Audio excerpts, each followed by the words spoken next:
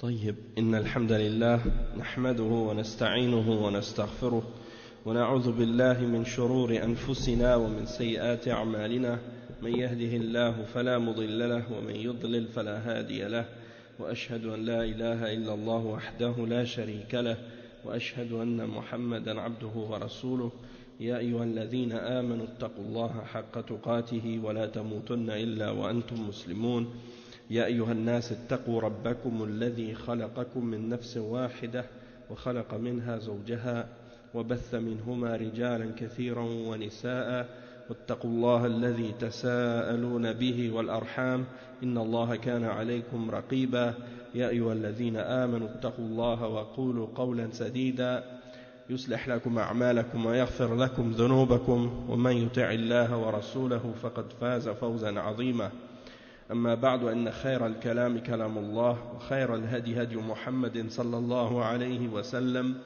وإن شر الأمور محدثاتها وكل محدثة بدعة وكل بدعة ضلالة وكل ضلالة في النار أما بعد.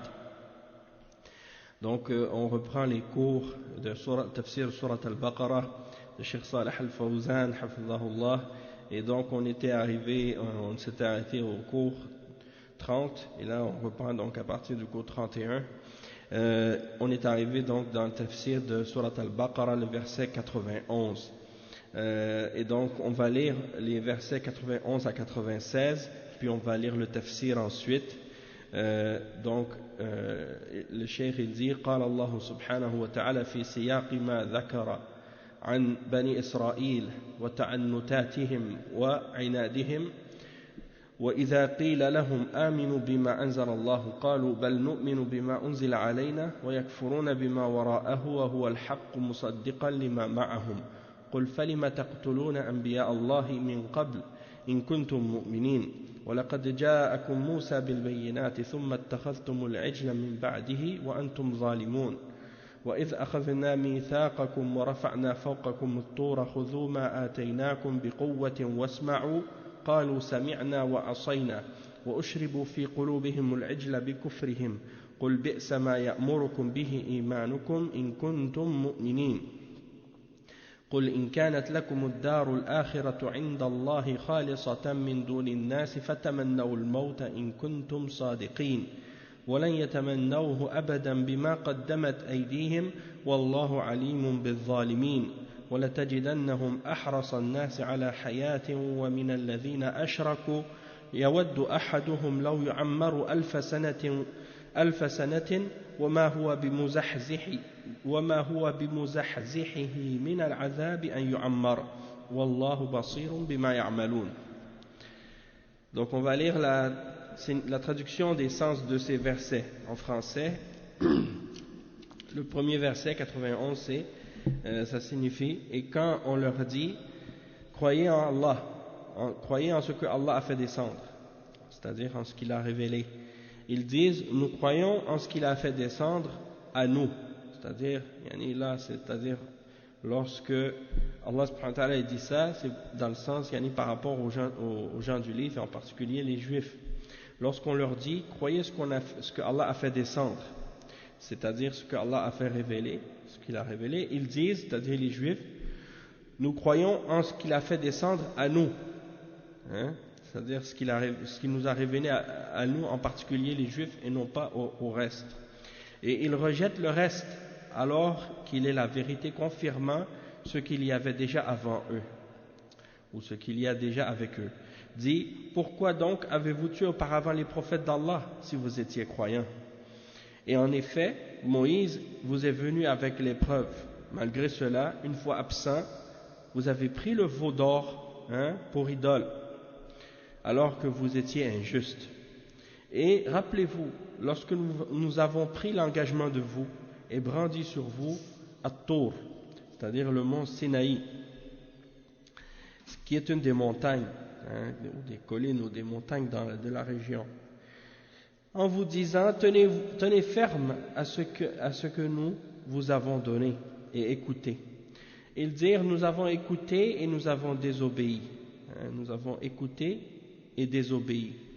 Dans leur impiété, leur cœur était passionnément épris du veau d'or. objet de leur culte. Dis-leur, c'est-à-dire dis à ces juifs, quelle mauvaise prescription ordonnée par votre foi si vous êtes croyants.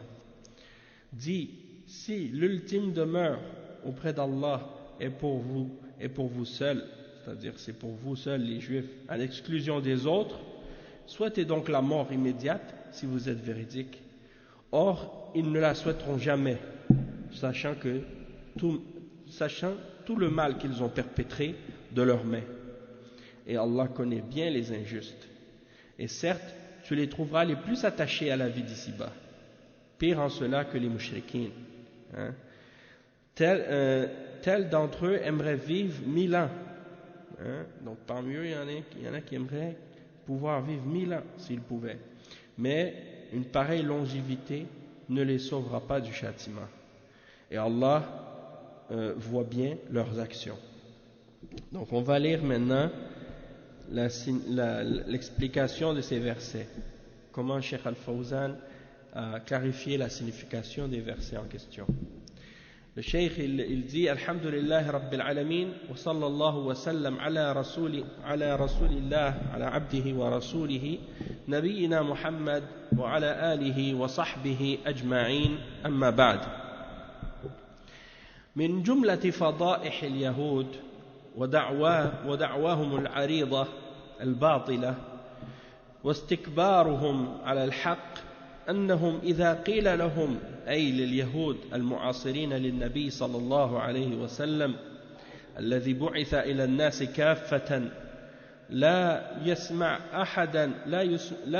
أحدا من أهل الأرض لا يسع أحدا من أهل الأرض إلا أن يتبعه لأن رسالته عامة وشريعته شاملة وباقية إلى أن تقوم الساعة وكان الأولى باتباع الرسول صلى الله عليه وسلم هم بنو إسرائيل لأنهم أهل كتاب ويعلمون صدق هذا الرسول صلى الله عليه وسلم فكانوا أولى الناس بأن يتبعوه ولو كانوا يريدون الحق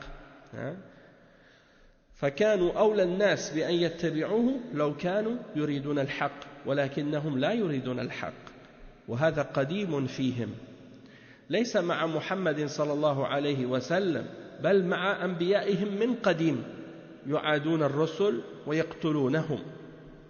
Donc on va traduire cette première partie.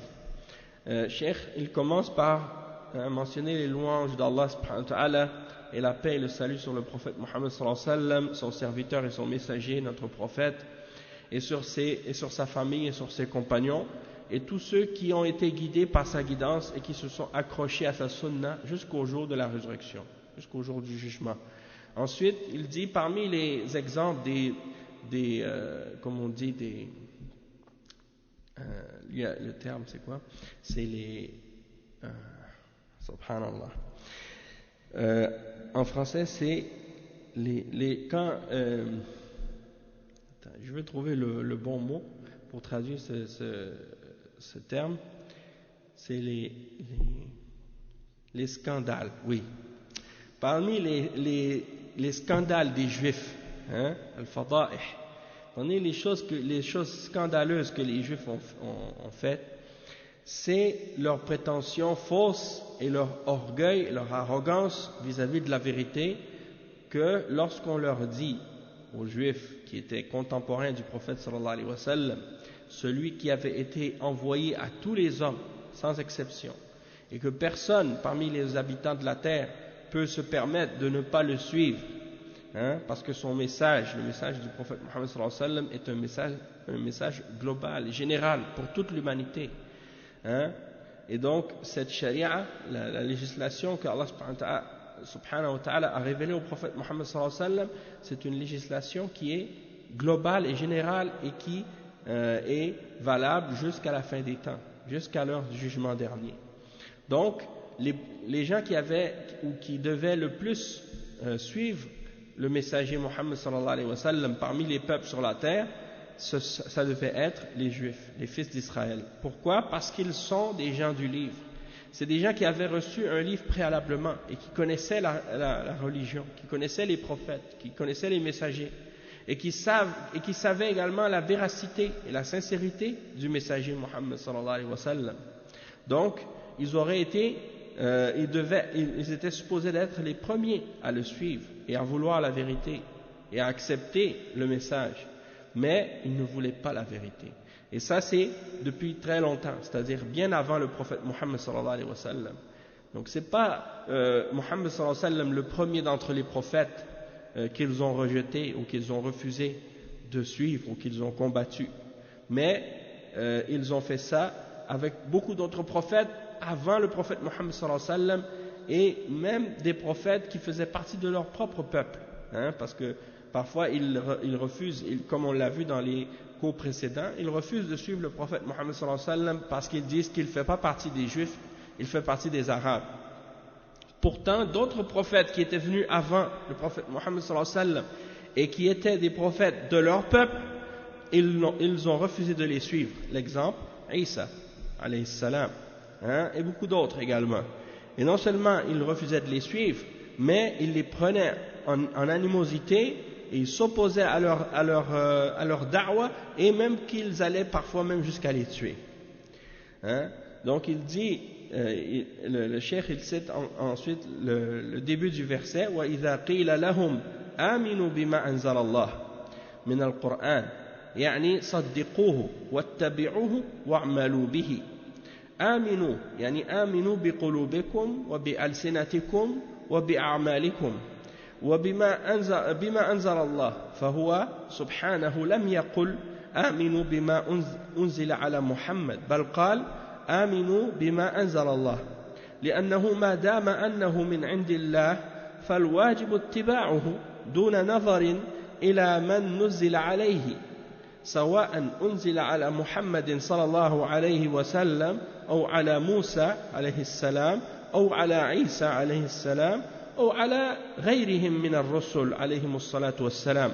فليس العبرة بالأشخاص بل العبرة بما أنزل الله، وهذا فيه قطع لدابر التعصب، ولأنه قال آمنوا بما أنزل على محمد لقالوا نحن عندنا ما أنزل على موسى نؤمن به، فالله عز وجل قطع عليهم الطريق وقال بما أنزل الله. فماذا كان جوابهم؟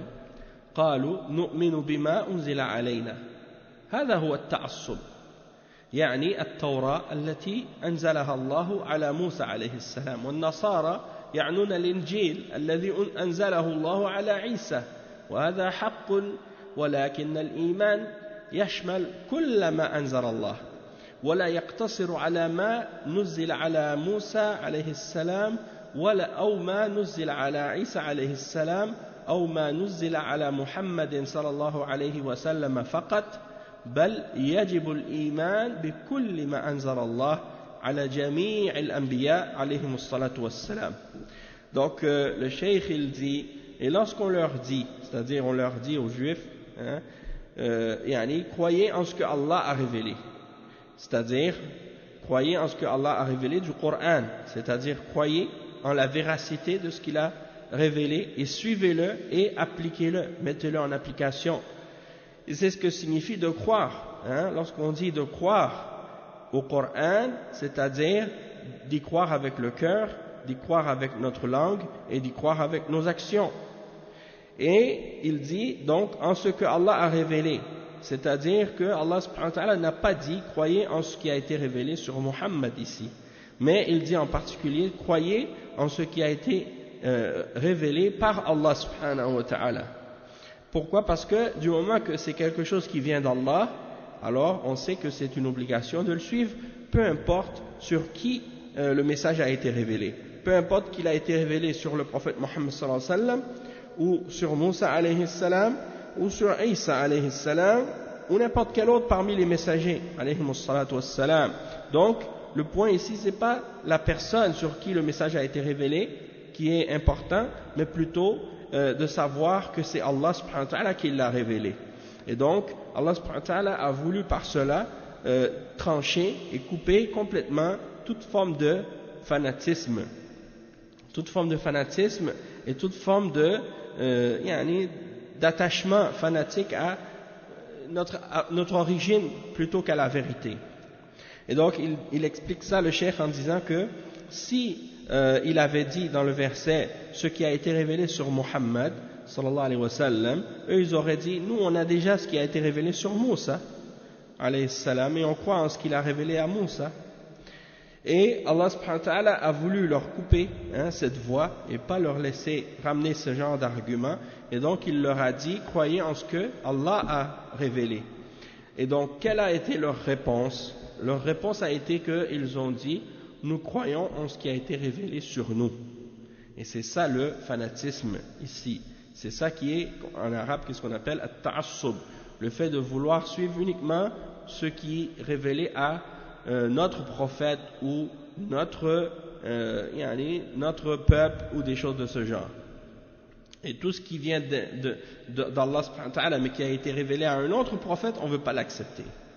Et donc ils veulent dire eux ils croient uniquement en la Torah que Allah a fait descendre sur Moussa alayhi salam, et les chrétiens eux ils veulent dire par cela l'évangile, l'Injil, que Allah subhanahu wa ta'ala a révélé à Isa alayhi salam. Et donc, le cheikh il dit ça c'est la vérité, c'est-à-dire c'est la vérité du fait que Allah a révélé ses livres sur ses prophètes, et que qu'est-ce qu'il a révélé dans ses livres, c'est la vérité, et que ça fait partie de la foi de croire en ses livres, parce que tout ça rentre dans ce que Allah a fait révéler, et dans ce qu'il a fait descendre sur ces messagers-là. Sauf que ça ne se limite pas uniquement, la foi ne se limite pas uniquement à croire en ces révélations-là seulement. Plutôt, il faut croire en ce qui a été révélé sur Moussa alayhi salam et ce qui a été révélé sur Isa alayhi salam et sur ce qui a été révélé sur Muhammad sallallahu alayhi wa sallam. Donc si quelqu'un dit moi je crois seulement en ce qui a été révélé sur Moussa, et si quelqu'un d'autre dit moi je crois seulement en ce qui a été révélé à Isa alayhi salam, ou quelqu'un dit moi je crois seulement en ce qui a été révélé sur Muhammad sallallahu alayhi wa sallam seulement, je ne crois pas au reste, ça c'est pas acceptable. Ça c'est pas une foi qui est complète, puisque la foi complète implique de croire en tout ce que Allah a révélé sur tous les prophètes sans exception, pas seulement à un prophète en dehors des autres. Et donc le cheikh il explique et il dit ici وَلَكِنَّهُمْ يَتَعَصَّبُونَ وَيَقُولُونَ نُؤْمِنُ بِمَا أُنزِلَ عَلَيْنَا مع أنهم يؤمنون ببعض ما أنزل الله ويكفرون ببعض ما أنزل الله من باب الهوى. ولهذا قال ويكفرون بما وراءه أي غير ما أنزل عليهم، ويكفرون بما أنزل الله على عيسى عليه السلام ولا يعترفون برسالة عيسى عليه السلام، ويكفرون بما أنزل على محمد صلى الله عليه وسلم. وما هذه طريقة المؤمن؟ المؤمن يتبع الحق ويدور مع الحق أينما دار، والحق ضالة المؤمن أن وجده أخذه، ولا يقول أنا ما أؤمن ولا أتبع إلا مذهبي، أو ما أتبع إلا قول فلان. الواجب على كل مؤمن على وجه الأرض أن يؤمن بما أنزل الله، سواء أنزله على موسى أو عليه السلام أو على عيسى عليه السلام أو على محمد صلى الله عليه وسلم، دون تعصب ودون حجر للحق ولطائفة أو مذهب، وهذا هو الواجب. Donc le cheikh il explique ensuite que les juifs donc malheureusement se sont limités à vouloir uniquement rester attachés fanatiquement à leur propre prophète et à ce qui a été révélé sur leur prophète seulement, et de rejeter tout le reste. Et donc ils disent nous croyons en ce qui a été révélé sur nous, alors que ça veut dire quoi? Ça veut dire qu'ils croient en uniquement une partie de ce que Allah a révélé, et ils rejettent l'autre partie de ce que Allah a révélé, et ils se basent là-dessus uniquement sur leur passion. Et c'est pour ça que Allah subhanahu wa ta'ala dit وَيَكْفُرُونَ بِمَا وَرَاءَهُ, c'est-à-dire et ils renient tout ce qui est en dehors de cela, c'est-à-dire ils renient tout le reste de ce que Allah subhanahu wa ta'ala a révélé sur autre qu'eux-mêmes. Donc ils renient ce qui a été révélé sur le prophète Isa alayhi salam, celui que les chrétiens appellent Jésus. Et ils renient également, ils ne reconnaissent pas le message donc de Isa alayhi salam, et ils renient également ce qui a été révélé au prophète Muhammad sallallahu alayhi wa sallam. Et cela n'est pas la voie du croyant. Parce que le croyant, il doit suivre la vérité et tourner avec la vérité là où la vérité l'amène. Et donc la vérité, c'est comme l'objet perdu du croyant. Là où il la trouve, il la prend, elle lui appartient. Et il ne va pas dire moi je crois pas, hein? Je crois seulement en ma voie, je crois seulement en mon école, ou ma voix, ou mon cheikh, ou telle personne. Je ne crois pas d'autres personnes. Je ne crois pas à d'autres prophètes que mon prophète, ou des choses de ce genre. Alors qu'il y a plusieurs prophètes qui ont été révélés par Allah subhanahu wa ta'ala, et ils ont tous amené la vérité qui vient d'Allah subhanahu wa ta'ala. Donc l'obligation pour le croyant, pour tous les croyants sur terre, c'est d'accepter ce qui vient d'Allah, et ce qui a été révélé par Allah, peu importe que ce soit révélé à Moussa alayhi salam, ou à Isa alayhi salam, ou à Muhammad sallallahu alayhi wa sallam, et il ne doit pas non plus faire preuve de fanatisme ou de rejeter la vérité parce qu'elle est révélée à une partie ou à un groupe ou à une école ou à une voie. Hein? Du moment que c'est la vérité, il l'accepte, peu importe de qui cette vérité-là vient. Et c'est ça l'obligation. Après le cheikh il dit وهذا أيضا فيه رد على كل متعصب من هذه الأمة من الذين يتعصبون لمذاهبهم ويتعصبون لأقوال أئمتهم لأن هذا فيه شبه من اليهود الذين قالوا نؤمن بما أنزل علينا ويكفرون بما وراءه يعني يجحدون غير ما أنزل عليهم ويكذبونه فالذي يتعصب لمذهب من المذاهب أو يتعصب لقول إمام من الأئمة وإن كان مخالفا للدليل فهذا فيه شبه من اليهود لأن الواجب على جميع المسلمين أن يتبعوا الدليل من كتاب الله وسنة رسول الله صلى الله عليه وسلم دون نظر إلى الأشخاص والمذاهب والأحزاب والجماعات فالتعصب ممنوع والواجب على من تبين له الحق بدليله أن يأخذ به سواء قال به إمامه أو قال به غير إمامه ولهذا يقول الإمام الشافعي رحمه الله أجمع المسلمون على أن من استبانت له سنة رسول الله صلى الله عليه وسلم لم يكن له ليدعها لقول أحد. Donc le cheikh il explique donc qu'il y a également dans ça une réfutation de toute personne qui fait preuve de fanatisme parmi les musulmans, parmi les gens de cette umma, et qui s'accrochent fanatiquement à leur école de fiqh, comme les madhahib qu'on connaît, le madhab shafi'i, maliki, hanafi et hanbali. Et donc, il y en a certains parmi les musulmans, ils disent, moi je prends seulement la parole de l'imam de mon madhab ou des ulama de mon madhab. Si c'est quelqu'un qui vient d'un autre madhab, je le rejette, je ne l'accepte pas. Il dit le cheikh qu'il y a dans ça une attitude qui est semblable à celle des juifs lorsqu'ils ont dit nous croyons en ce qui a été révélé sur nous et nous renions tout ce qui est en dehors de cela. C'est-à-dire ils renient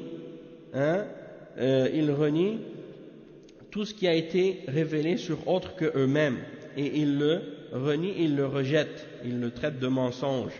Donc la personne qui agit de cette manière, qui s'attache fanatiquement à une école de fiqh ou à un madhab ou à la position d'un imam parmi les imams de l'islam, même si la parole de son imam contredit la preuve de la révélation, lui il dit non, moi même si sa parole contredit le Coran, contredit la sunna, je suis quand même l'imam parce que c'est mon imam dans mon madhab et c'est comme ça.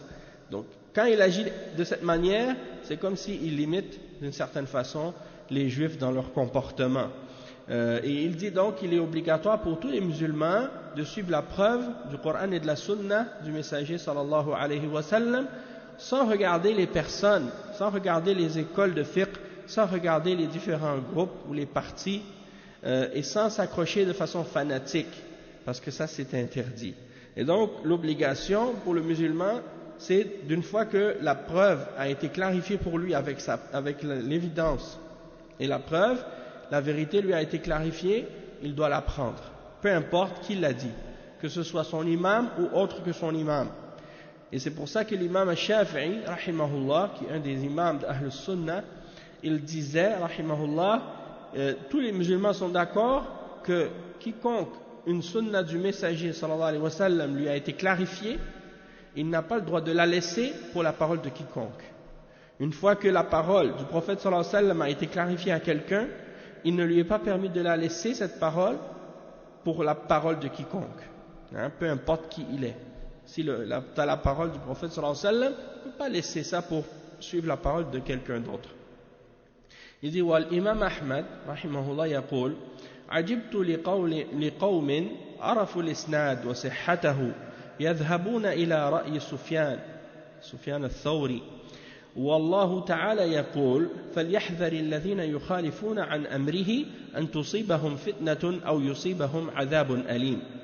Donc le cheikh il explique ici que l'imam Ahmad rahimahullah il dit je m'étonne des gens, ça c'est à l'époque de l'imam Ahmad, l'époque de l'imam Ahmad, hein, il s'adresse à son époque des gens qui connaissent l'authenticité de la chaîne de transmission d'un hadith, ils connaissent la chaîne de transmission du hadith et ils connaissent son authenticité, et malgré ça ils préfèrent suivre l'opinion de Sufyan al-Thawri plutôt que de suivre la preuve. Donc il dit je m'étonne des gens qui agissent de cette manière, alors que Allah subhanahu wa ta'ala dit dans le verset 63 dans Surat An-Nur que celui qui contredise son commandement, c'est-à-dire le commandement du prophète Mohammed sallallahu alayhi wa sallam, prenne garde qu'il ne soit frappé par une épreuve, par une fitna, ou qu'il soit frappé par un châtiment douloureux. Et donc ça c'est la parole de l'imam Ahmad. Et ensuite, donc tout ça c'est pour dire que lorsque tu connais le dalil, tu connais la preuve, tu ne dois pas la laisser pour la parole de quiconque, hein? Et la parole de l'imam Abu Hanifa, rahimahullah, il dit إذا جاء الحديث عن الله فعلى الرأس والعين وإذا جاء الحديث عن رسول الله صلى الله عليه وسلم فعلى الرأس والعين وإذا جاء الحديث عن أصحاب رسول الله صلى الله عليه وسلم فعلى الرأس والعين وإذا جاء الحديث عن التابعين فهم رجال ونحن رجال. Donc ici l'imam Abu Hanifa rahimahullah il dit si la parole vient d'Allah alors on l'accepte, hein, l'expression en arabe ala ra'si wal ayn, c'est-à-dire sur la tête et l'œil, en voulant dire yani, je l'accepte sans problème, je la rejette pas du tout, hein. Et si la parole vient du messager d'Allah sallallahu alayhi wa sallam, alors dans ce cas-là je l'accepte complètement. Et si ça vient des compagnons du messager d'Allah sallallahu alayhi wa sallam, alors je l'accepte sans problème. Mais si ça vient des tabi'in, alors ils sont des hommes et nous sommes des hommes, c'est-à-dire les élèves des sahaba, hein? Dans ce cas-là ils sont des hommes et nous sommes des hommes. Et donc l'imam Abu Hanifa il fait partie de la génération des petits parmi les tabi'in, hein, les élèves des tabi'in. Donc il parle d'une génération qui était très proche de lui, hein, et malgré tout tu vois que quand il s'agit du Coran, de la Sunna et des paroles des Sahaba, ils ne discutent pas là-dessus. Mais si c'est par la suite les ulama qui sont venus ensuite, eh bien là dans ce cas-là il va regarder si jamais il y a une divergence ou il y a quelque chose qui contredit le Coran et la Sunna, alors dans ce cas-là il va prendre le Coran et la Sunna, il ne va pas s'attacher fanatiquement à la parole d'un homme, parce qu'il dit ils sont des hommes, nous sommes des hommes aussi, hein? Ils peuvent se tromper. Il dit وهذا هو الحق وهو اتباع الدليل دون نظر إلى من قال به أو من اتبعه وهذا هو واجب المسلمين أنهم لا يتعصبون للمذاهب ولا للحزبيات ولا للجماعات ولا لأقوال الرجال وإنما يأخذون بما قام عليه الدليل من كتاب الله وسنة رسوله ولا يكونون كاليهود الذين قالوا نؤمن بما أنزل علينا ويكفرون بما وراءه من باب التعصب والحمية الجاهلية. Donc le cheikh il dit c'est ça la vérité et c'est comme ça qu'on doit suivre la preuve sans regarder de qui elle vient cette preuve, c'est-à-dire qui l'a prononcée ou qui l'a dit ou qui l'a suivi. L'important c'est de savoir que c'est la vérité et ça c'est l'obligation pour tous les musulmans, de ne pas être fanatique pour une école de fiqh ou pour un groupe parmi les groupes ou pour une fraction ou un parti parmi les partis ou les paroles des hommes, mais on doit uniquement se référer et prendre ce qui est établi par la preuve du Coran et de la sunna du messager sallallahu alayhi wa sallam et ne pas agir comme les juifs ont agi en disant nous croyons uniquement ce qui a été révélé sur nous et ils renient tout ce qui est en dehors de cela.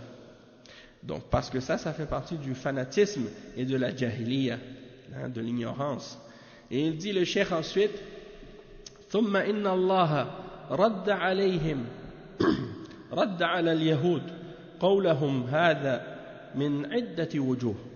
الأول قوله تعالى وهو الحق مصدقا لما معهم، فما دام أن ما جاء به محمد صلى الله عليه وسلم حق لا ريب فيه فالواجب اتباع الحق لا سيما وأنه موافق لما جاء به موسى وعيسى عليهما السلام، لأن الأنبياء عليهم الصلاة والسلام طريقتهم واحدة، كلهم طريقتهم واحدة من أولهم إلى آخرهم، يدعون إلى التوحيد وينهون عن الشرك ويأمرون بعبادة الله وحده لا شريك له، كل الرسل على هذا، فما جاء به محمد صلى الله عليه وسلم موافق لما جاءت به الرسل من الأمر بعبادة الله وتوحيده والنهي عن الشرك والبدع والمحدثات والنهي عن التعصب للباطل وترك الحق، كل الرسل جاءوا بهذا عليهم الصلاة والسلام، فهذا معنى قوله مصدقا. Donc on va traduire cette partie. Le cheikh il dit puis ensuite Allah subhanahu wa ta'ala a réfuté les juifs lorsque les juifs ont dit ils ont dit qu'ils suivent uniquement ce qui a été révélé sur eux et Allah les réfute de plusieurs façons.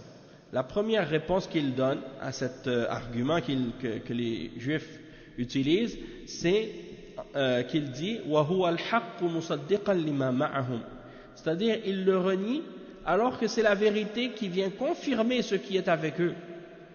Et donc le cheikh il explique, il dit du moment que ce que le prophète Mohammed sallallahu alayhi wa sallam a ramené c'est la vérité et qu'il n'y a aucun doute à son sujet, alors dans ce cas-là l'obligation c'est de suivre la vérité, et surtout lorsque cette vérité elle est conforme à ce qui a été ramené à Moussa, ce qui a été ramené par Moussa alayhi salam et par Isa alayhi salam, parce que tous les prophètes alayhi salam, leur chemin est un seul chemin, leur voie est une seule voie, du premier d'entre eux jusqu'au dernier d'entre eux, ils ont tous suivi la même religion, la même croyance, le même fondement, le même principe. Ils ont tous appelé à l'unicité d'Allah, ils ont tous appelé à adorer Allah seul, et ils ont tous interdit d'associer et d'adorer autre que Allah, et ils ont tous ordonné d'adorer Allah seul et de ne lui offrir aucun partenaire ou associé dans l'adoration. Donc tous les messagers ont tous appelé à cela, et donc ce que le prophète Mohammed sallallahu alayhi wa sallam a ramené, eh bien c'est conforme à ce que tous les autres messagers ont ramené avant lui, de l'ordre d'adorer Allah et de l'unifier, et l'interdiction de faire le shirk et de faire d'inventer dans la religion des innovations et des bid'a et des choses qui ne sont pas révélées, de rajouter des choses dans la religion, et l'interdiction également de faire preuve de fanatisme dans le sens qu'on n'accepte pas la vérité parce qu'elle vient de quelqu'un d'autre, ou d'un autre groupe, ou d'une autre école, ou d'un autre cheikh, ou d'un autre imam, ou d'un autre prophète, et d'abandonner la vérité, qui a été ramenée par tous les prophètes. Ça, c'est quelque chose qui a été interdit. Et il dit وَهَذَا مَعْنَى مُصَدِّقًا أي أن القرآن وما جاء به محمد صلى الله عليه وسلم موافق لما جاء به إخوانه المرسلون من قبله ومنهم موسى عليه السلام ليس بينهم اختلاف في العقيدة والدعوة إلى الله عز وجل والأمر بعبادة الله عز وجل طريقتهم واحدة فبطل قولهم نؤمن بما أنزل علينا لأن ما أنزل الله على محمد صلى الله عليه وسلم موافق لما أنزل عليهم ومصدق لما معهم فلم يكن لهم عذر في اتباعه والأخذ به لأنهم عباد مأمورون باتباع الرسول عليهم الصلاة والسلام دون تفريق بينهم وتعصب لبعضهم دون بعض. Donc le cheikh il dit quand Allah subhanahu wa ta'ala dit musaddiqan, c'est-à-dire qui vient confirmer, qui est d'accord avec ce qui a été révélé avant. Donc le Coran que le prophète Mohammed sallallahu alayhi wa sallam a reçu comme révélation, eh bien c'est en accord avec tout ce que les autres messagers parmi les frères, les prophètes, tous les messagers sont des frères. Et donc les frères du prophète Mohammed sallallahu alayhi wa sallam, c'est les messagers qui ont été envoyés avant lui, ils ont tous reçu des révélations, et ce que le prophète Mohammed sallallahu alayhi wa sallam a reçu, c'est en conformité avec ce que les messagers avant lui ont reçu, et parmi eux Moussa alayhi salam. Il n'y a pas de divergence entre les prophètes dans la croyance, dans le fait d'appeler à Allah, dans le fait d'ordonner d'adorer Allah seul, et dans leur chemin et dans leur voie, ils ont tous suivi le même message fondamental, la même voie, la même religion, le même fondement. Et il dit donc que ça c'est ce qui prouve la fausseté de la parole des Juifs lorsqu'ils ont dit « Nous croyons uniquement en ce qui a été révélé sur nous ». C'est-à-dire qu'ils ne peuvent pas dire ça parce que ce que Allah subhanahu wa ta'ala a révélé au prophète Mohammed sallallahu alayhi wa sallam, c'est en conformité avec ce que Allah a révélé sur eux. Et c'est en conforme avec ce qu'ils ont. Et donc ils n'ont pas d'excuse de ne pas vouloir le suivre et de ne pas vouloir prendre ce que le prophète Mohammed sallallahu alayhi wa sallam a ramené. Puisque ce sont des serviteurs, des esclaves d'Allah et des serviteurs d'Allah qui sont ordonnés de suivre les messagers sans faire de distinction entre les messagers et sans faire preuve de fanatisme pour certains d'entre eux en dehors des autres. Et parmi les choses qui ont fait, par exemple, que beaucoup de gens qui n'étaient pas musulmans auparavant, qui sont devenus musulmans par la suite, soit qu'ils étaient juifs ou soit qu'ils étaient chrétiens, c'est le fait qu'ils ont vu justement beaucoup d'entre eux, et moi je peux parler de ma personne parce que c'est mon cas aussi, que le message qui a été envoyé par Allah subhanahu wa ta'ala au prophète Mohammed sallallahu alayhi wa sallam, c'est un message qui est en conformité avec ce que tous les messagers avant lui ont reçu, de l'ordre d'adorer Allah seul et de renier tout ce qui a été adoré en dehors d'Allah, et l'unicité d'Allah et le tawhid. Ça c'est quelque chose qu'on retrouve même dans l'Ancien Testament encore aujourd'hui. Si les Juifs par exemple qui vont dans leur livre qui a été échangé et modifié et falsifié, il y a encore des traces dedans de la vérité, il y a encore des traces dedans de ce que Allah subhanahu wa ta'ala avait révélé à Moussa alayhi salam. Donc celui qui est parmi eux sincère et qui veut vraiment savoir le vrai message et la vérité de la religion du prophète Mohammed sallallahu alayhi wa sallam et de tous les prophètes avant lui, il peut facilement, en lisant ce qu'il y a dans son propre livre, découvrir des choses qui vont lui indiquer la véracité de ce que le prophète Mohammed sallallahu alayhi wa sallam a enseigné. Et beaucoup de gens ont dit ça même parmi les gens qui se sont convertis à l'islam. Ils ont dit, mais comment tu as connu l'islam? Ils disent, certains d'entre eux, on a connu l'islam en lisant la Bible.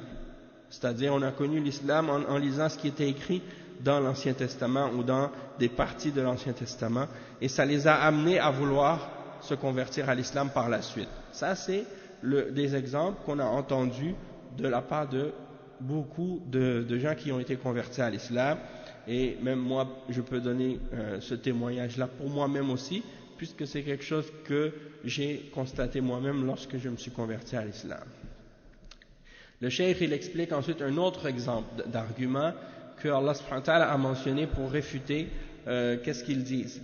Donc il dit وَالْوَجْهُ الثَّانِي الَّذِي دَلَّ عَلَى كَذِبِهِمْ أَنَّهُمْ يَقْتُلُونَ الْأَنْبِيَاءَ وَهَلْ فِيمَا أَنزَلَ اللَّهُ عَلَيْهِمْ قَتْلُ الْأَنْبِيَاءِ أَمِ الْأَمْرُ بِاتِّبَاعِ الْأَنْبِيَاءِ عليهم الصلاة والسلام ولهذا قال قل أي اسألهم فلما تقتلون أنبياء الله لأنهم قتلوا فريقا من الأنبياء وحاولوا قتل المسيح عليه السلام فرفعه الله وعصمه منهم وحاولوا قتل محمد صلى الله عليه وسلم وهم يقولون نؤمن بما أنزل علينا هل الله عز وجل أنزل عليهم أنهم يقتلون الأنبياء فصاروا لا يؤمنون بما أنزل عليهم.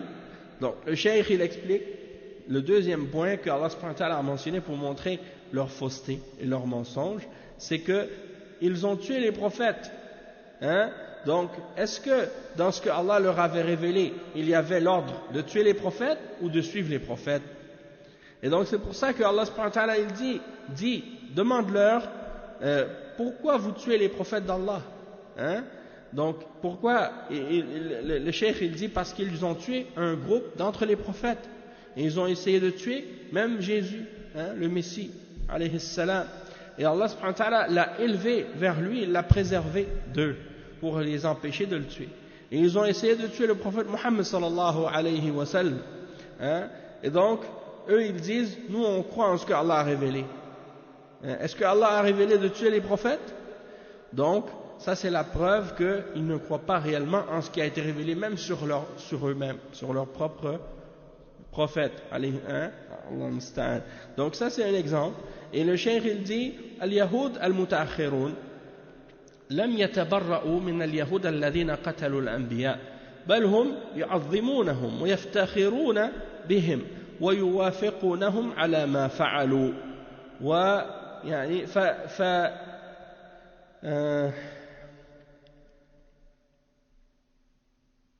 فنسب الله أفعال الأولين إلى المتأخرين لأنهم رضوا بهذا ولم يتبرؤوا منهم فهذا دليل على أنهم موافقون لهم على ما فعلوا ولهذا يقول عز وجل لعن الذين كفروا من بني إسرائيل على لسان داود وعيسى بن مريم ذلك بما عصوا وكانوا يعتدون كانوا لا يتناهون عن منكر فعلوه لبئس ما كانوا يفعلون ترى كثيرا منهم يتولون الذين كفروا وهذا محل الشاهد ترى كثيرا منهم يعني أي من اليهود يتولون أي يحبون ويناصرون ويؤيدون الذين كفروا فهؤلاء المتأخرون من اليهود يؤيدون أسلافهم على ما هم عليه من الكفر وتقتيل الأنبياء ولو كانوا يؤمنون بالله والنبي وما أنزل إليه ما اتخذوهم أولياء ولكن كثيرا منهم فاسقون. Donc le cheikh il explique que les juifs qui sont venus par la suite, ceux qui sont venus après ceux qui ont tué les prophètes, ils ne se sont pas désavoués des juifs qui avaient tué les prophètes. Au contraire même, ils les ont vénérés, ils les ont exaltés, ils les ont agrandis, ils leur ont donné le respect et ils ont été fiers d'eux et ils sont en accord avec ce qu'ils ont fait.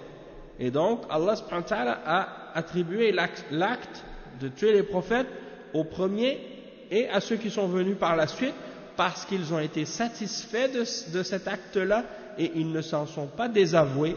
Et c'est ça la preuve qu'ils sont en accord avec ce qu'ils ont fait. Parce que s'ils n'étaient pas d'accord, ils n'auraient pas approuvé ou été satisfaits de ce que ceux qui les ont précédés ont fait. Et c'est pour cette raison que le cheikh ensuite il cite des versets dans Surat Al-Maïda qui donnent l'exemple justement de l'attitude des juifs qui sont venus après et comment ils ont été d'accord avec ce qu'ils ont fait, même si ils sont venus par la suite. Il cite les versets dans le Coran, les versets 78 à 81.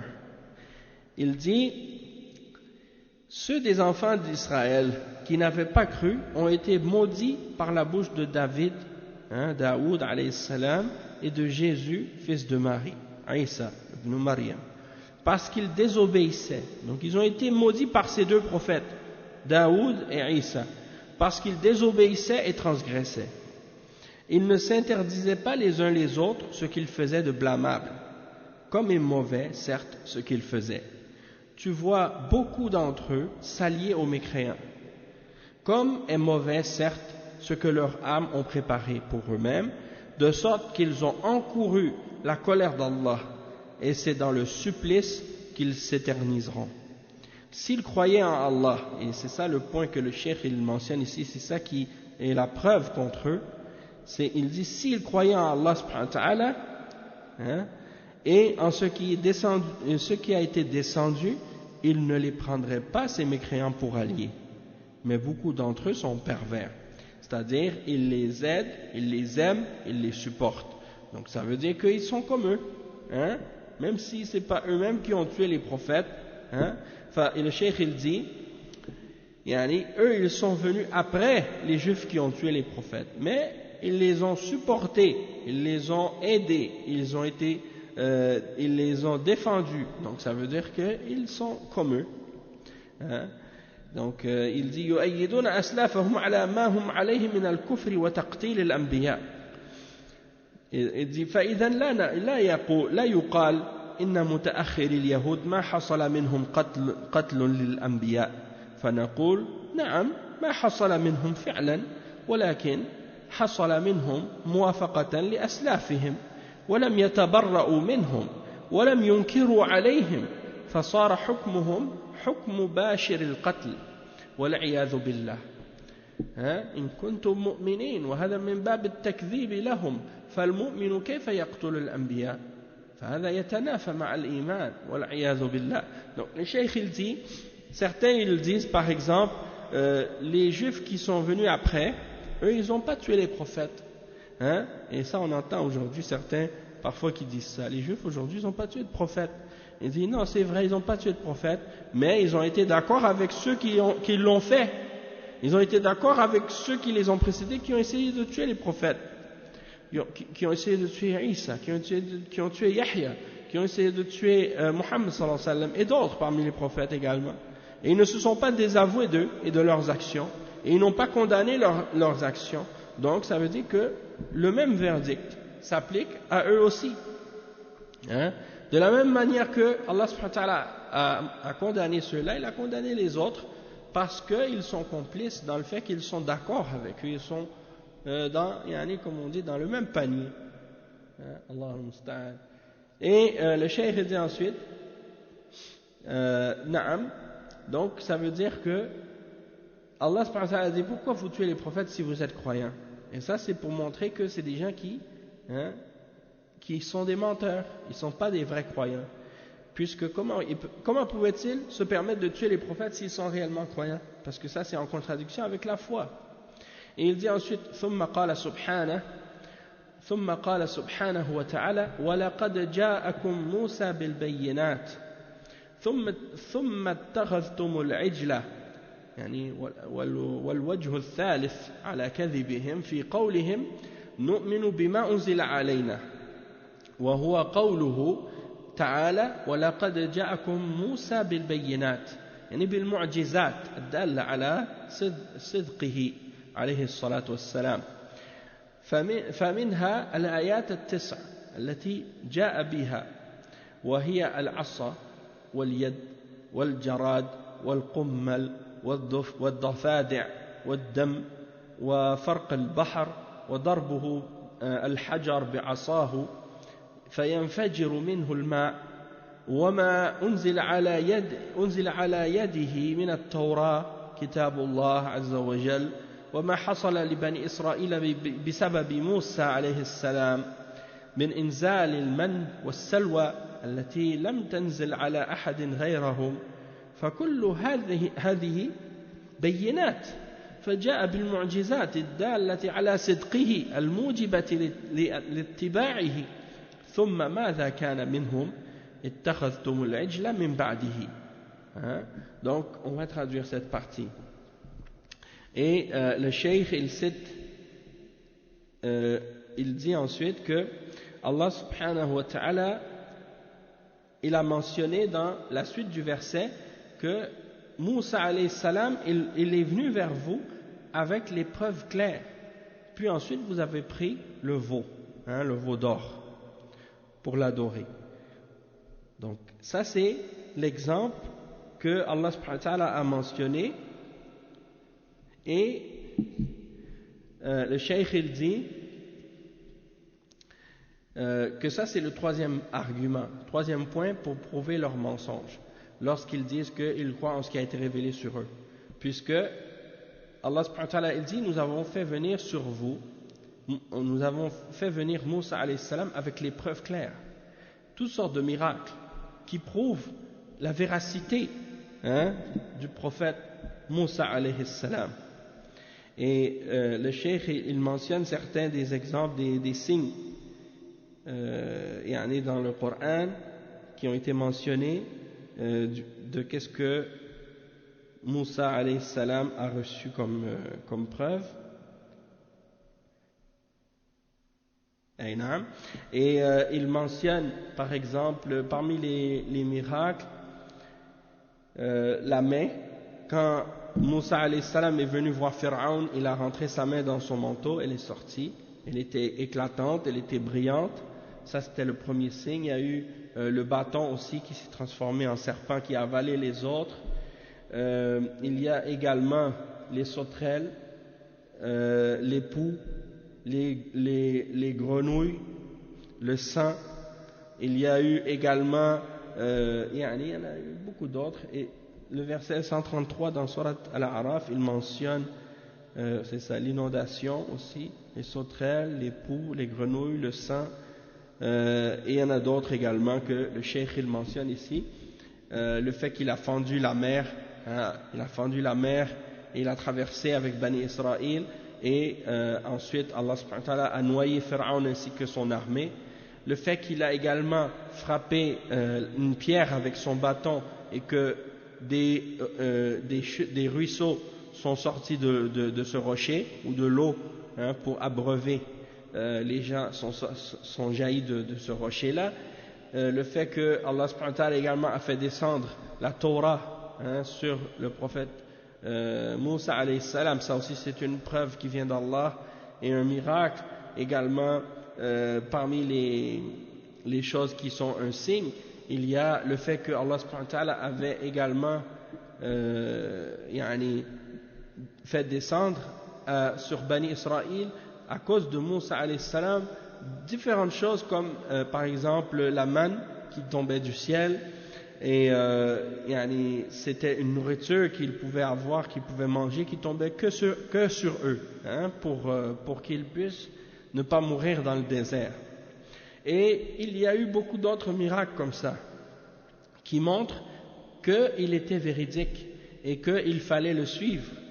Donc, quelle a été la réaction et la conséquence, comment ont agi Bani Israël face à tous ces miracles, face à tous ces signes, face à toutes ces preuves? Qu'est-ce qu'ils ont fait? Ils ont pris le veau d'or et ils l'ont adoré. Au lieu d'adorer Allah seul, après tous ces signes, après toutes ces preuves, après tous ces miracles, et eux, qu'est-ce qu'ils ont fait? Ils ont pris un veau en or et ils l'ont adoré. Allah musta'an. Donc le cheikh il dit وَقِصَّةُ اتِّخَاذِهِمْ أن الله سبحانه وتعالى وعد موسى عليه السلام أن يعطيه التوراة على رأس 40 ليلة في الألواح فذهب موسى عليه السلام لموعد الله لتلقي التوراة من الله سبحانه وتعالى وأوصى أخاه هارون قال اخلفني في قومي وأصلح ولا تتبع سبيل المفسدين. ذهب موسى عليه السلام لموعد الله على الطور، فلما ذهب موسى عليه السلام خرج رجل في بني إسرائيل يقال له السامري، وكان مع بني إسرائيل حلي استعاروه من آل فرعون من مصر أو في مصر في ليلة فرح من أفراحهم، ثم خرجوا مع موسى عليه السلام والحلي معهم، وضاقت حليتهم فيه ماذا يصنعون به، لأن أصحابه هلكوا في الغرق، فجمعوه وأمرهم بذلك السامري، ثم أوقدوا عليه في النار، وصاغ منه السامري صورة تمثال عجل مجوف يدخل الهوى من دبره ويخرج من فمه فيصير له خوار أي صوت. فلما رأوا العجل والتمثال من الذهب افتتنوا به والعياذ بالله وعبدوه من دون الله، عبدوا هذا التمثال، فقالوا هذا إلهكم وإله موسى، فعبدوا العجل أي التمثال المصنوع من الذهب. Allah musta'an. Donc le cheikh il explique comment ils ont pris le veau d'or, comment l'histoire s'est produite. Donc ils ont pris le veau d'or lorsque Allah subhanahu wa ta'ala avait donné un rendez-vous à Moussa alayhi salam pour lui donner la Torah. Après 40 nuits, il allait lui donner les tables sur lesquelles il allait écrire la Torah. Et donc Moussa alayhi salam est parti pour le rendez-vous et pour recevoir la Torah de la part d'Allah subhanahu wa ta'ala, et il a laissé son frère en charge des fils d'Israël, et il leur a dit je te laisse comme pour les surveiller, pour les garder, pour garder mon peuple, et essaie de faire le bien et de bien t'occuper d'eux, et ne suis pas la voie des gens qui font le désordre. Et c'est le verset 142 dans Surat Al-A'raf. Et Moussa alayhi salam, donc il est parti pour le rendez-vous à la montagne Sinaï, le Tour. Et lorsqu'il est parti, Moussa alayhi salam est parti, et un homme parmi les gens est venu, parmi les fils d'Israël, qu'on appelle As-Samiri. As-Samiri. Et il était avec, donc, il est venu parmi les fils d'Israël. Les fils d'Israël avaient avec eux des bijoux en or qu'ils avaient pris de la famille de Pharaon pour un mariage, ils l'avaient emprunté. Puis quand ils sont partis avec Moussa alayhi salam, ils avaient encore avec eux les bijoux en or. Et ils ne savaient pas quoi faire avec. Et les gens à qui ces bijoux appartenaient étaient noyés. Ils étaient tous noyés dans la fuite. Donc, ils ont rassemblé tout cet or, et le Samiri leur a ordonné de faire fondre cet or, et ils ont fait avec un genre de statue en forme de veau qui avait un vide à l'intérieur. Donc le vent passait par derrière le veau d'or, puis il passait à travers, le vent sortait par la bouche. Et donc quand le vent sortait par sa bouche, ça faisait comme un bruit, comme si le veau mugissait. On entendait comme un bruit avec le vent qui passait à travers. Donc quand ils ont vu le veau d'or, ils ont été éprouvés et ils ont commencé à l'adorer en dehors d'Allah. Et ils ont adoré donc cette idole, et comme Allah subhanahu wa ta'ala le mentionne dans Surat Taha, le verset 88, ils ont dit ça c'est votre divinité, ils ont dit voici votre divinité et la divinité de Moussa. Donc ils ont adoré le veau d'or, et c'est-à-dire cette statue fabriquée en or. Et ensuite il dit, le cheikh il cite, il dit فقالوا هذا إلهكم وإله موسى فنسي. يعني موسى عليه السلام نسي حيث راح للموعد مع الله والله عندنا وهو هذا العجل.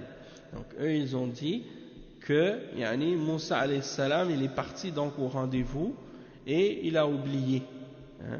Et donc il est parti au rendez-vous avec Allah et Allah pour nous c'est donc ce veau d'or. Il dit وَنَهَاهُمْ هَارُونَ عليه السلام كما ذكر الله ولقد قال لهم هارون من قبل يا قوم إنما فتنتم به وإن ربكم الرحمن فاتبعوني وأطيعوا أمري قالوا لن نبرح عليه عاكفين حتى يرجع إلينا موسى فتمردوا على هارون عليه السلام وكادوا يقتلونه كما ذكر الله تعالى عنه إن القوم استضعفوني وكادوا يقتلونني فلم يطيعوا هارون عليه السلام وأصروا على عبادة العجل وهذا معنى قوله ثم اتخذتم العجل من بعده يعني عبدتم هذا العجل من دون الله كما قال عز وجل واتخذ قوم موسى من بعده من حليهم عجلا جسدا له خوار ألم يروا أنه لا يكلمهم ولا يهديهم سبيلا اتخذوه وكانوا ظالمين. Donc le cheikh il explique que yani, eux ils ont dit ça, ils ont dit ça, ceci est notre divinité et la divinité de Moussa et il a oublié. Donc yani, Haroun alayhi salam qui est le frère de Moussa et qui était responsable donc de Bani Israël pendant l'absence de Moussa alayhi salam, il a essayé de les arrêter et de les empêcher d'adorer le veau d'or, mais ils n'ont rien voulu entendre. Et on voit que dans le Coran, dans le verset 90, dans Surat Taha, Allah subhanahu wa ta'ala mentionne cet exemple de la parole de Haroun. Il dit certes, Aaron leur avait dit bien auparavant, ô mon peuple, vous êtes tombés dans la tentation à cause du veau. Or, c'est le tout miséricordieux qui est vraiment votre Seigneur. Suivez-moi donc et obéissez à mon commandement. Et le verset suivant, ce qui signifie, ils dirent, nous continuerons à y être attachés jusqu'à ce que Moïse retourne vers nous. Donc, subhanallah. Et c'est pour ça que lorsque yani, Moussa alayhi salam est venu par la suite, il leur a demandé, il a demandé à Haroun, mais qu'est-ce qui est arrivé? Et le verset 92, alors Moïse dit, qu'est-ce qui t'a empêché, Haroun, quand tu les as vus s'égarer, de me suivre? As-tu donc désobéi à mon commandement? Et il dit dans le verset 94, il dit, Aaron a dit, ou Haroun a dit, ô fils de ma mère, ne me prends pas par la barbe, ni par la tête, je craignais que tu ne dises, tu as divisé les enfants d'Israël et tu n'as pas observé mes ordres. Et donc on voit la suite de qu'est-ce qu'il dit, puis dans le verset, c'est dans le verset 148, dans Surat Al-A'raf,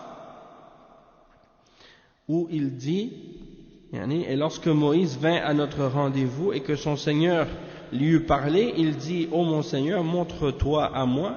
Donc ça c'est l'autre, c'est le verset 143. Le verset 148, le peuple de Moïse adopta après lui un veau fait de leur parure, c'est-à-dire avec leurs bijoux, un corps qui semblait mugir quand le vent passait dedans. N'ont-ils pas vu qu'il ne leur parlait point et qu'il ne les guidait point au chemin? Ils l'adoptèrent comme divinité et ils étaient injustes. Ça c'est le verset 148 dans Surat Al-A'raf. le verset 150, c'est là qu'il dit, et lorsque Moïse retourna à son peuple, fâché, attristé, il dit, vous avez très mal agi pendant mon absence, avez-vous voulu hâter le commandement de votre Seigneur?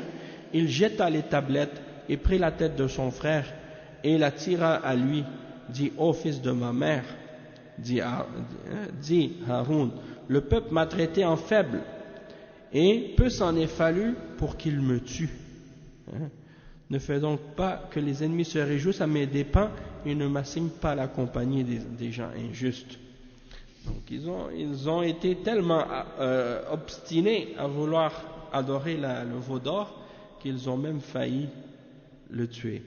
Donc le cheikh il dit, et lorsque le cheikh il dit, فَلَمَّا جاء موسى عليه السلام غضب وألقى الألواح فتكسرت من شدة الغضب والغيرة على دين الله وحصل منه ما حصل وانتهى الأمر في أنه أخذ العجل وحرقه وذراه في اليم. قال للسامري وانظر إلى إلهك الذي ظلت عليه عاكفا لنحرقنه ثم لننسفنه في اليم نسفا. أي نعم، ليريهم أن هذا العجل عبادته باطلة وأنه باطل. نعم. Donc lorsque Moussa alayhi salam, comme on l'a dit, il est revenu, il était en colère, et donc il a jeté les tables des lois qu'il a reçues de la Torah, puis elles se sont cassées tellement Moussa alayhi salam était en colère. Wa alaykum salam wa rahmatullahi wa barakatuh. Et ensuite, donc le cheikh il cite l'exemple que ensuite par la suite Moussa alayhi salam il a pris le veau d'or et puis il l'a jeté dans le ruisseau ou dans l'eau. Et il mentionne le verset 97 dans lequel Allah subhanahu wa ta'ala il mentionne donc ici va-t'en, dit Moïse, dans la vie tu auras à dire à tout le monde, ne me touchez pas. Ça c'est qu'est-ce qu'il dit au Samiri. Le verset 95, alors il dit au Samiri, quel est ton dessein au Samiri? Il dit, j'ai vu ce qu'ils n'ont pas vu, et j'ai pris une poignée de la trace de l'envoyé, puis je l'ai lancé, et voilà ce que mon âme m'a suggéré. Il dit, va-t'en, dit à Moïse, dans la vie tu auras à dire à tout le monde, ne me touchez pas. Et il y aura pour toi un rendez-vous que tu ne pourras manquer. Regarde ta divinité que tu as adorée avec assiduité, nous la brûlerons certes, et ensuite nous disperserons sa cendre dans les flots. Donc c'est pour dire que, regardez votre veau d'or que vous adoriez, qu'est-ce qui en est resté, qu'est-ce qui en est devenu, on l'a détruite et on l'a jetée. C'est la preuve que l'adoration de ce veau d'or était une adoration fausse, totalement fausse. Il dit وهكذا يجب إتلاف التماثيل والأصنام التي تعبد من دون الله أو يخشى أن تعبد في المستقبل. يجب إتلاف التماثيل والقضاء عليها لأن لا تتخذ آلهة من دون الله، لأن الشيطان يزين عبادتها للناس ولو في المستقبل، كما حصل لقوم نوح عليه السلام من عبادة صور الصالحين. وهل الذي يعبد العجل قد آمن بما أنزل الله سبحانه وتعالى؟ هذا برهان على كذبهم في دعواهم الإيمان بما أنزل عليهم. Donc le cheikh il explique que c'est la preuve que ici il est obligatoire de détruire les idoles et les statues qui sont adorées en dehors d'Allah, ou lesquelles on craint qu'elles soient adorées dans l'avenir, et qu'il est obligatoire de les détruire les statues et les idoles pour qu'elles ne soient pas prises comme des divinités en dehors d'Allah, car le shaitan embellit l'adoration de ces choses pour les gens. Le diable embellit cela pour les gens. Même s'ils ne l'adorent pas au moment présent, mais dans le futur ou dans l'avenir, ils risquent de tomber dans leur adoration. Comme c'est arrivé avec le peuple de Nuh alayhi salam, qui ont adoré les images des hommes pieux. Et il dit donc, est-ce que celui qui a adoré le veau d'or, est-ce qu'il peut prétendre avoir cru en ce que Allah a révélé? Donc ça c'est la preuve de leur mensonge quand ils disent qu'ils ont cru en ce qui a été révélé sur eux. Hein? Et donc ça c'était le troisième argument que Allah subhanahu wa ta'ala a mentionné pour montrer la fausseté de ce qu'ils prétendent. Donc on va s'arrêter ici pour aujourd'hui, puis on continuera demain, pas demain mais le prochain cours Inch'Allah c'est mercredi prochain. Mercredi et jeudi, les cours, ça va être les cours de Tafsir Surat al-Baqarah, Inch'Allah. Donc on va s'arrêter ici pour aujourd'hui. Subhanakallahumma wa bihamdika ashhadu an la ilaha illa ant astaghfiruka wa atubu ilayk. Assalamu alaikum wa rahmatullahi wa barakatuh.